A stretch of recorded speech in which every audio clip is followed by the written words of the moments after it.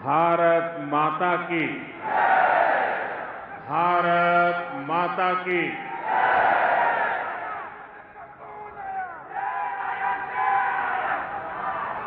गुजरात के लोकप्रिय मुख्यमंत्री श्रीमान भूपेंद्र भाई पटेल, केंद्रीय मंत्रिमंडल के मेरे साथी सी.आर. पाटिल,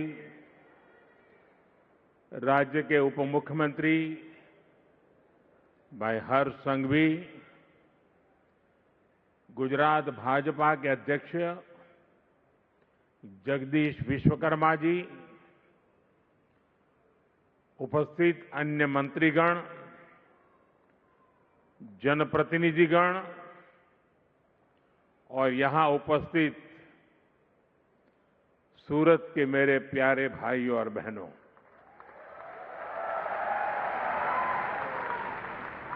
કેમ છો બધા? અને આપણું સુરત મજામાં ને? તું શું લઈ આવ્યો છો ભાઈ?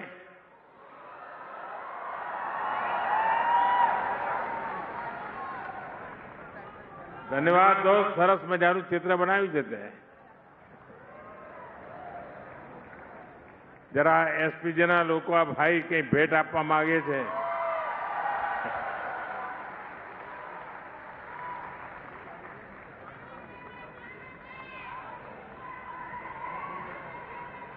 थैंक यू भैया, हमारी टीम ने आपी दो.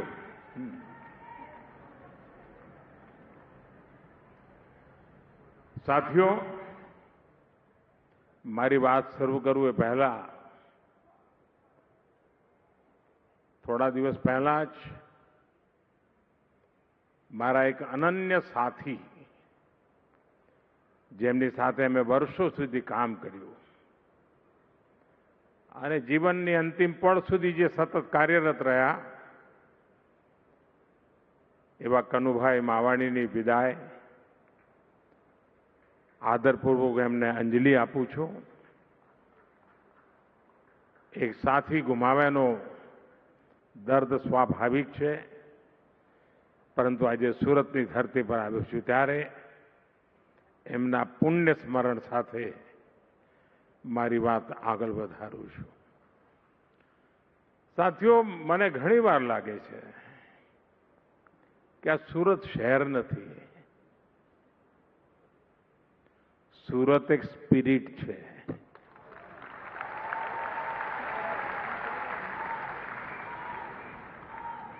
અને આ સ્પિરિટ હોય તો જ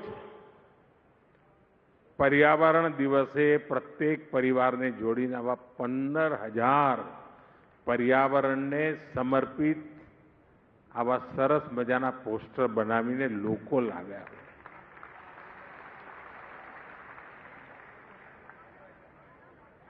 જે પરિવારના સાથીઓએ આ કામ કર્યું છે એ બધાને હું ખૂબ ખૂબ અભિનંદન આપું છું.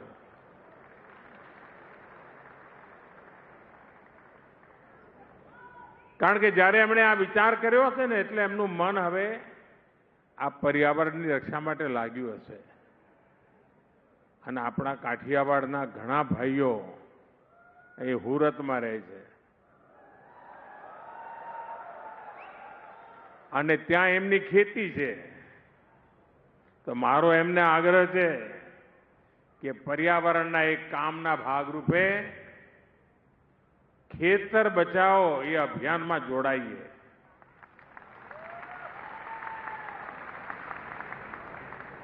કેમિકલ ફ્રી ખેતી,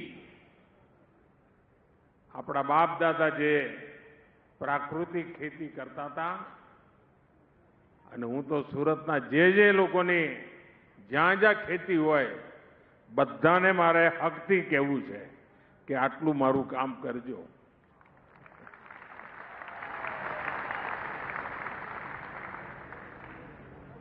સાથીઓ, અહીંયા બધાએ મારું સ્વાગત કર્યું, જાત જાતના સ્મૃતિ ચિહ્નો આપ્યા, ભેટ સોગાદો આપી. આના કરતા પણ અણમોલ ભેટ સુરતે મને આપી છે. આનાથી પણ અનેક મૂલ્યવાન સુરતનો કચરો મને ભેટ આપ્યો છે. 1 લાખ લોકોએ 5 દિવસ સફાઈનું અભિયાન ચલાવ્યું. મારે માટે આ મોટામાં મોટી સોગાત છે અને આ 1 લાખ લોકોનો અને આખાએ સુરતનો હૃદયથી આભાર માનું છું. ભૂપેન્દ્રજી કેવો પ્રધાનમંત્રી છે, સ્વાગતમાં કચરો મળે એનો ગૌરવ કરી રહ્યો છે. કારણ મારે સ્વચ્છતા એને સંસ્કાર બનાવવાના છે. 1 લાખ લોકોનું જોડાવું એટલે સુરતના 1 લાખ પરિવારોનું જોડાવું. અને આ માત્ર સ્વચ્છતાનું અભિયાન નથી, આ એક પ્રકારે સ્વસ્થ ભવિષ્ય માટેનું સંસ્કાર પર્વ છે. અને એના માટે સુરતના સૌ સાથીઓ ખૂબ ખૂબ અભિનંદનના અધિકારી છે.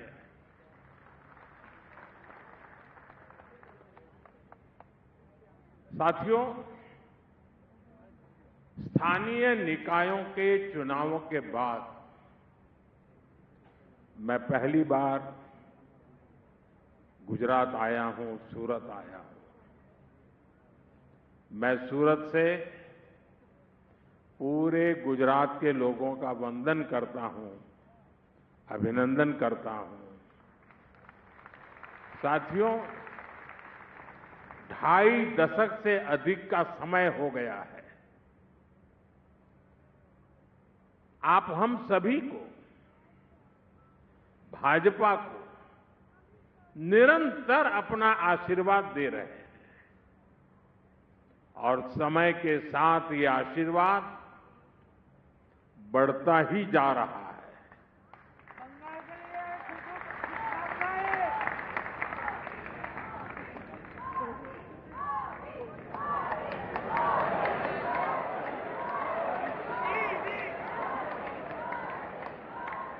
देखिए, एक बेटी आप सबको खींच के ले गई.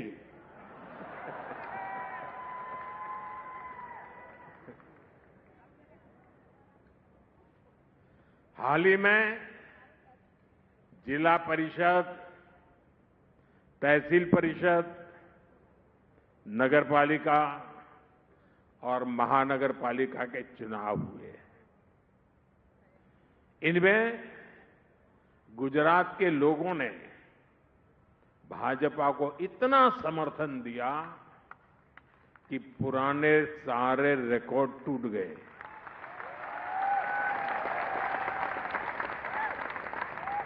और मैं आज ज्यादा खुश इसलिए हूं कि मेरे रिकॉर्ड भी आप सबने तोड़ दिए.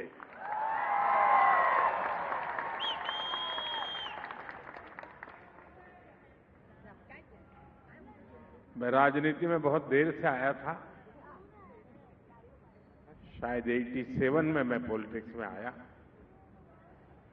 और उसके बाद पहला चुनाव था सूरत, अहमदाबाद कॉरपोरेशन वगैरह का. और पहले चुनाव में हमने भारी विजय प्राप्त किया और तब से लेकर आज तक ये विजय की यात्रा चल ही रही है.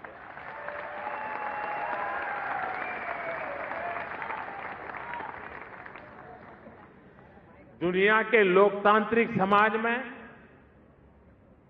ऐसा कम ही देखने को मिलता है.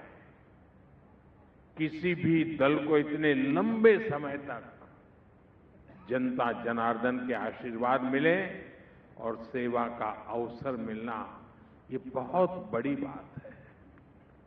साथियों, यहां सूरत और नवसारी के अनेक चुने हुए जनप्रतिनिधि भी आए हुए हैं. मैं आप सभी को भी बहुत बहुत शुभकामनाएं देता हूं. हम सभी को हमेशा याद रखना है, गुजरात की जनता ने हमारे सेवा भाव को अपना समर्थन दिया है. ये प्रचंड विजय सेवा के इस मिशन को और विस्तार देने के लिए है. हम सभी को अब और भी अधिक परिश्रम करना है। हमारा संकल्प विकसित गुजरात, विकसित भारत, इस संकल्प को सिद्ध करना सेवा के भाव से समर्पित होकर के करना है। जब मैं कहता हूं सूरत एक शहर नहीं, सूरत एक स्पिरिट है, इसके पीछे मेरा कन्विक्शन है।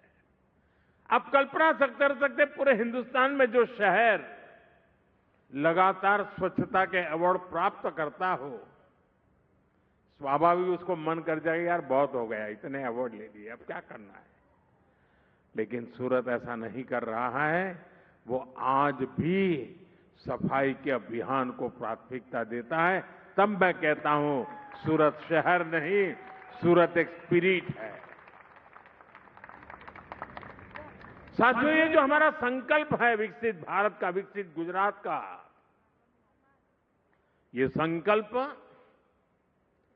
देश के गांव, हर जिले, हर शहर को हम जब विकसित करेंगे तभी सिद्ध होने वाला है। और इसलिए सभी चुने हुए भाजपा जनप्रतिनिधियों की भूमिका बहुत बड़ी है। साथियों, आज का दिन एक और सुखद संयोग का है। आज 5 जून पर्यावरण दिवस है और पर्यावरण दिवस के इस अवसर पर मैं देश के सबसे स्वच्छ शहरों में से एक सूरत में हूं।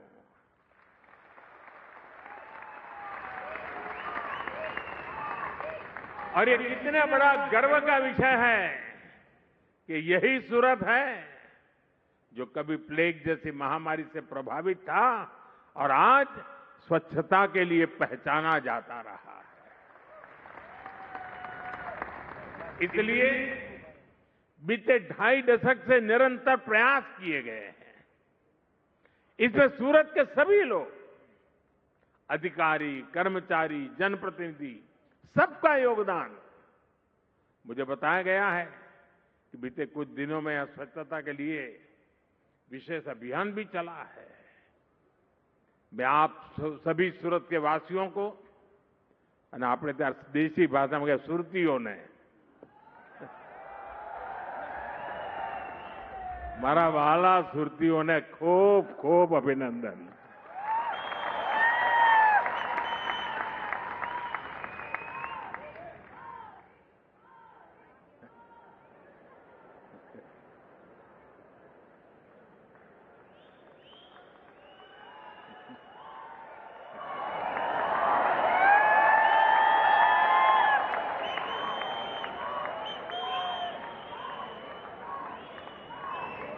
सूरत के विकास को गति देने के लिए आज यहां अनेक प्रोजेक्ट का शिलान्यास और लोकार्पण हुआ है।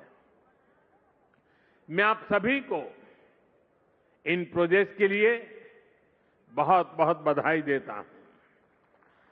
साथियों, दुनिया अब हरित युग की तरफ, ग्रीन फ्यूचर की तरफ बहुत ही सावधान हो चुकी है। धीरे धीरे कदम रखने का प्रयास भी कर रही है। भारत भी ग्रीन ग्रोथ पर बहुत अधिक काम कर रहा है और इसमें भी गुजरात ने बरसों पहले ही तेज कदम उठाने शुरू कर दिए थे। गुजरात राज्य है जिसने इस शताब्दी के प्रारंभ में ही सरकार में क्लाइमेट चेंज का अलग डिपार्टमेंट बनाया था, एक अलग डिपार्टमेंट बनाया था। ऐसी व्यवस्था बनाने वाला गुजरात देश का पहला राज्य था। और जैसा अभी मुख्यमंत्री जी ने जिसका वर्णन किया, गुजरात के अपने पाटण के चारणका गांव में भारत का पहला सोलर पार्क भी बनाया गया था। और एक प्रकार से उस समय तो वो तीर्थ क्षेत्र बन गया था। लोग देखने आते थे कि इतना दूर दूर तक दिखाई दे इतना बड़ा सोलर प्लांट।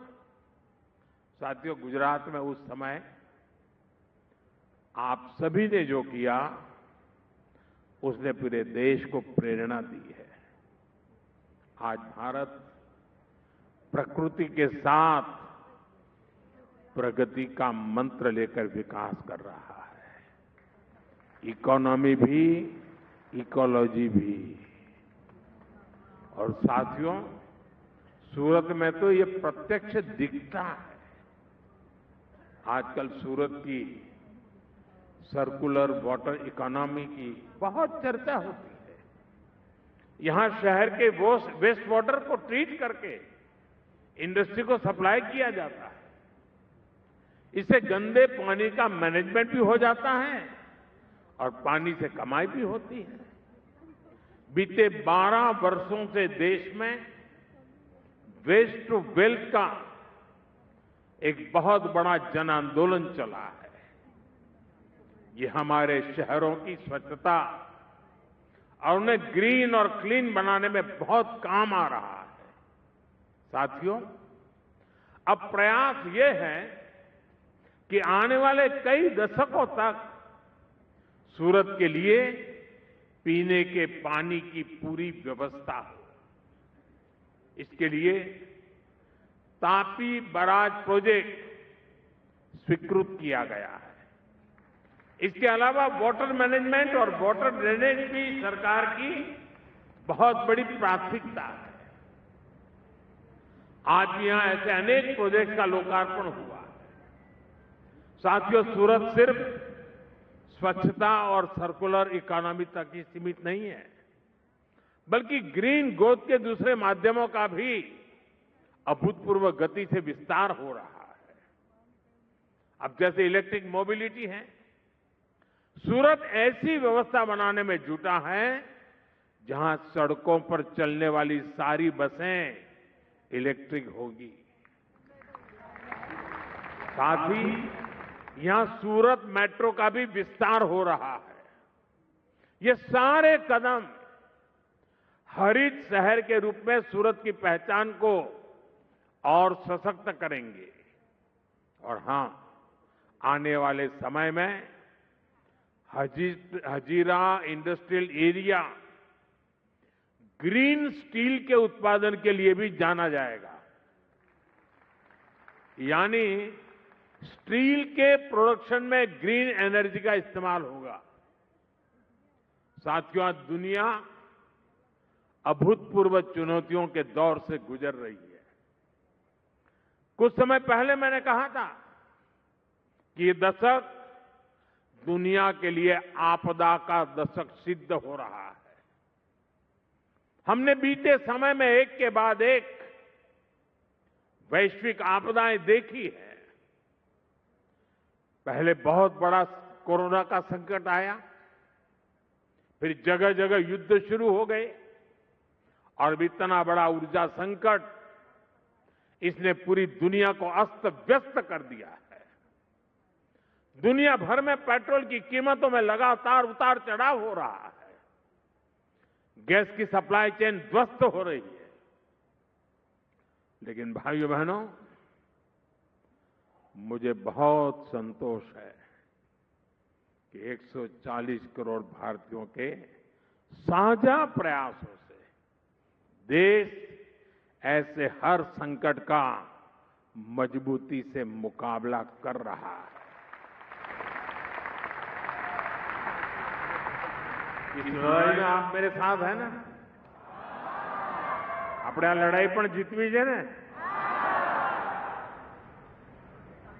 और साथियों, इसमें भी गुजरात की बहुत बड़ी भूमिका है। बीते वर्षों में गुजरात ने रिफाइनिंग के क्षेत्र में, सोलर और विंड पावर के क्षेत्र में अपना जो सामर्थ्य बढ़ाया है, वो देश के बहुत काम आ रहा है। आज भारत की रिन्यूएबल कैपेसिटी 250 गीगावाट है।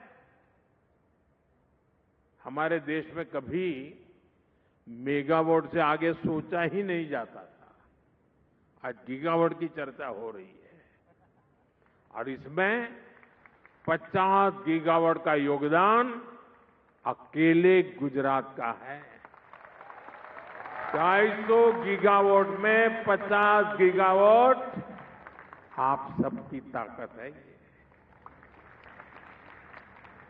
यानी देश की ग्रीन एनर्जी का 5वां हिस्सा अकेला गुजरात प्रोड्यूस करता है। सौर ऊर्जा के उत्पादन में गुजरात ने प्रथम श्रेणीय काम किया है और अब जब देश ग्रीन हाइड्रोजन और ग्रीन अमोनिया जैसे क्षेत्रों में काम कर रहा है तो इसमें भी गुजरात का रोल बहुत बड़ा होने वाला है। साथियों, ये जो वैश्विक संकट चल रहा है ये दिखाता है कि एनर्जी के मामले में आत्मनिर्भरता कितनी जरूरी है और बीते 12 वर्षों में देश ने जो कैपेसिटी तैयार की है उसका कितना बड़ा महत्व है। एक तरफ हमने दुनिया के अलग अलग हिस्सों से तेल और गैस की आपूर्ति सुनिश्चित की, दूसरी तरफ हमने रिन्यूएबल एनर्जी में ऐतिहासिक निवेश बढ़ाया। 12 वर्ष पहले भारत में सौर ऊर्जा का उत्पादन नाम मात्र का था। आज हम दुनिया के टॉप 5 देशों में से एक हैं, 5 देशों में से एक हैं। और सिर्फ सौर ऊर्जा ही नहीं, हमने भारत में इथेनॉल ब्लेंडिंग की कैपेसिटी बढ़ाई, रेलवे के बिजलीकरण को गति दी, परमाणु ऊर्जा पर काम किया। हमारा जो बिजली का ट्रांसमिशन नेटवर्क पुराना पड़ गया था उसका आधुनिकीकरण किया, उसका विस्तार किया, गैस पाइपलाइन के नेटवर्क का दायरा बहुत अधिक बढ़ाया। हमारे जो पोर्ट है उनकी कैपेसिटी बढ़ाई ताकि वहां ज्यादा से ज्यादा पेट्रोलियम प्रोडक्ट पहुंच सके और जहां संभव हो वह स्टोर भी हो सके। आने वाले समय में देश का ये सामर्थ्य और अधिक बढ़ने वाला है। इस दिशा में हमारी सरकार के प्रयास लगातार जारी है। साथियों, यहां सूरत में आपके बीच आने से पहले मैं हजीरा गया था, अभी हर्ष भाई जी इसका वर्णन कर रहे थे। आत्मनिर्भर भारत का क्या मतलब होता है ये हजीरा जाने पर भी साफ दिखता है। हजीरा आज केवल एक औद्योगिक क्षेत्र नहीं है, एक ऐसा इकोसिस्टम बन चुका है जहां एनर्जी है, स्टील है, डिफेंस प्रोडक्शन है, पोर्ट है और ग्लोबल ट्रेड का इकोसिस्टम है। हजीरा देश के एक बड़े मैरीटाइम इंडस्ट्रियल हब के रूप में विकसित हो रहा है, आत्मनिर्भर भारत के एक बड़े सेंटर के रूप में उभर रहा है। लेकिन साथियों, आज देश में कुछ निराशावादी लोग हैं जो आत्मनिर्भर भारत अभियान का मजाक उड़ाते रहते हैं। देश के इस संकल्प को वो लगातार नीचा ही दिखाते हैं। ये वो लोग हैं जिन्होंने हमेशा भारत को दूसरे देशों पर निर्भर रखा। वो लोग ये भूल जाते हैं कि दूसरों पर निर्भर देश विकास की वो ऊंचाई कभी प्राप्त नहीं कर सकता जिसका वो हकदार है।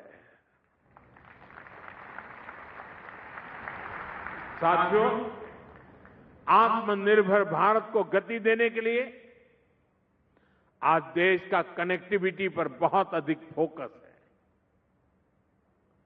Vadodara Mumbai expressway, dedicated freight corridor और बुलेट ट्रेन जैसे प्रोजेक्ट भारत की इसी प्राथमिकता को दर्शाते हैं। आज वडोदरा मुंबई एक्सप्रेसवे के एक बड़े हिस्से का उद्घाटन हो गया है। ये देश के 2 बड़े इंडस्ट्रियल और ट्रेड सेंटर्स को और बेहतर कनेक्टिविटी देगा। साथियों, हमारा प्रयास सबको जोड़ने का है, सबको समान अवसर और सुविधा देने का है। दूर सुदूर के इलाके, आदिवासी क्षेत्र, जिन तक सुविधाएं नहीं पहुंची, उन तक आज आधुनिक कनेक्टिविटी पहुंच रही है। दाहोद, बोडेली, वापी कॉरिडोर इसी संकल्प का प्रतिबिंब है।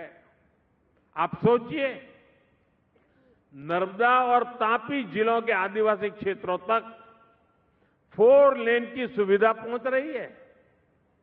इससे यात्रा का समय बहुत कम होगा, किराया भाड़ा कम होगा, यानी आदिवासी और ग्रामीण क्षेत्रों के लोगों को पढ़ाई, दवाई और कमाई की बेहतरीन सुविधा मिलेगी। साथियों, कुछ कॉरिडोर से, इस कॉरिडोर से छोटा उदेपुर, नर्मदा, भरूच और तापी जिलों के आदिवासी क्षेत्रों के ये इंडस्ट्रियल बेल्ट से जुड़ जाएंगे। इससे दक्षिण गुजरात के आदिवासी क्षेत्रों में टूरिज्म को भी बल मिलेगा। स्टैच्यू ऑफ यूनिटी, सापुतारा और आसपास के पर्यटन स्थलों तक पहुंचना बहुत आसान हो जाएगा। साथियों, आज यहां सूरत में एक आधुनिक ईएसआईसी अस्पताल का भी लोकार्पण हुआ है। यह अस्पताल हमारे श्रमिक भाई बहनों और उनके परिवारों के लिए बेहतर स्वास्थ्य सेवाओं का नया केंद्र बनेगा। दूसरे राज्यों से जो साथी यहां रहने आए हैं, रोजगार करने आए हैं, उन्हें भी इस अस्पताल से बहुत मदद मिलने वाली है। साथियों, हमारी सरकार देश के विकास को सर्वोपरि रखते हुए काम कर रही है और इसलिए देश का भरोसा भाजपा पर है, भाजपा के विकास कार्यों पर है। इसलिए देश की जनता बार बार भाजपा को जनादेश दे रही है। हाल में ही हुए बंगाल के चुनाव,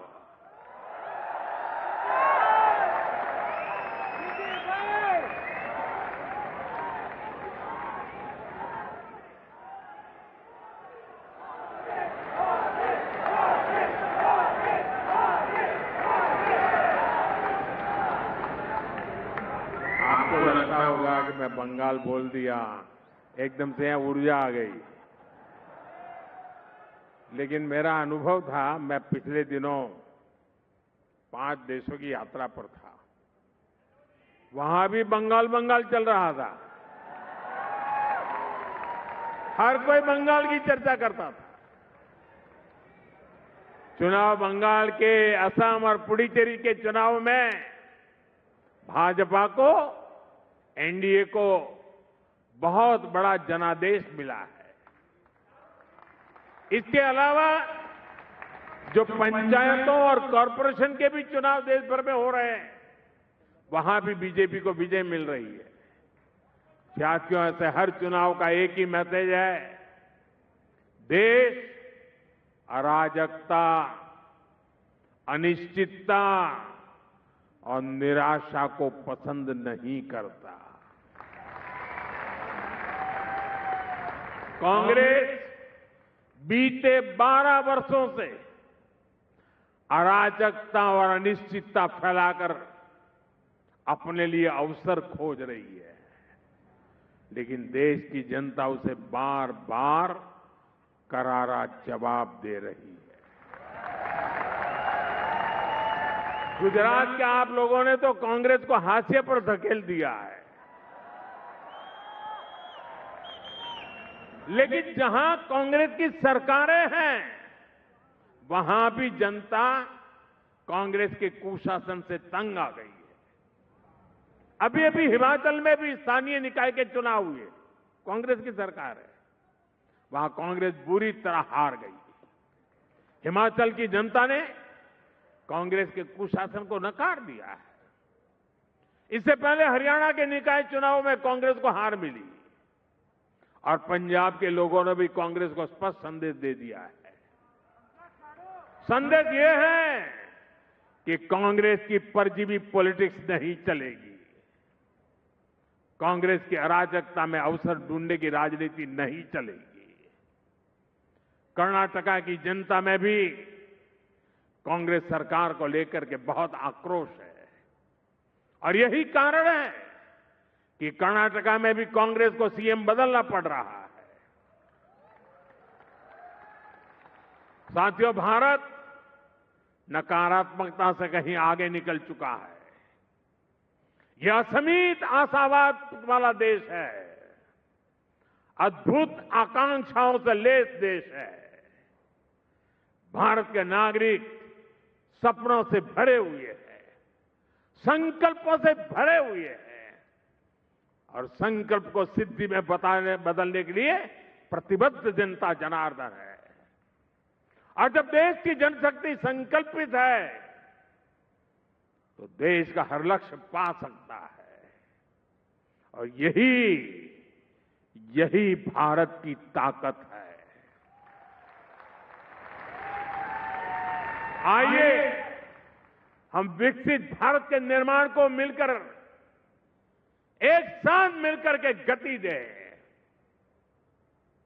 हम सपनों को संकल्प में बदलें और संकल्प को सिद्धि में परिवर्तित करने के लिए अपने आप को झोंक दे। दोस्तों, मैं आपके साथ कंधे से कंधा मिलाकर खड़ा हूं।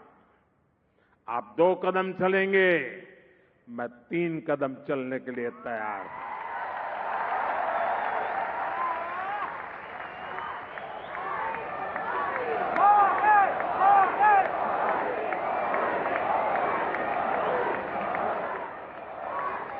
रुकना और थकना हमें मंजूर नहीं है। इसी आह्वान के साथ एक बार फिर विकास परियोजनाओं के लिए बहुत बहुत शुभकामनाएं। भारत माता की, भारत माता की, वंदे वंदे वंदे वंदे वंदे वंदे वंदे वंदे वंदे वंदे वंदे